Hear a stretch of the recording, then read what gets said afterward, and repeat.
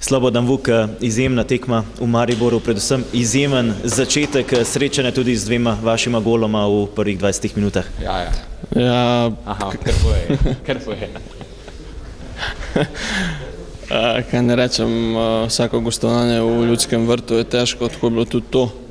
Ampak mi smo to oddelali do konca in mislim, da smo zasluženo zmagali in odnesli 3 pike. Posebna taktika, tudi Mariborčani so imeli veliko priložnosti, na drugi strani tudi vi še kar nekaj, kot je rekel trener, lahko bi se končalo z rokometnim izidom. Ja, mislim, da smo imeli obe ekipi dosti priložnosti, taka odprta tekma in na koncu smo mi zadeli 3-krat, oni pač enkrat in na našo srečo je tako ostalo do konca.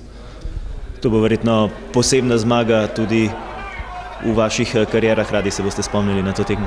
Ja, vsekakor se bom rad spomnil te tekme, kajti Maribor je najboljša ekipa trenutno v Sloveniji in se ne dogajajo take tekme vsak vikend, tako da mislim, da bo imela eno posebno mesto v mojem spominu.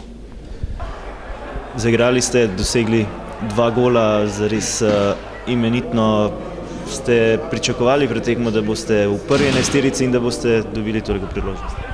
Ja, nekako sem pričakoval, da bom v prvi enajsterici po treningih med tednom, ampak seveda upa vsak igralec, da bo dosegel zadetek, sploh napadalci, ampak ne vem, kaj ne rečem, zelo sem vesel obeh zadetkov.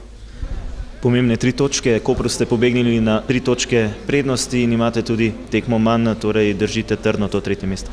Ja, mislim, od začetka smo imeli cilj nekako Evropo in mislim, da se tega še vedno držimo in da nam dobro uspeva, tako da upam, da bomo do konca tako zdržali.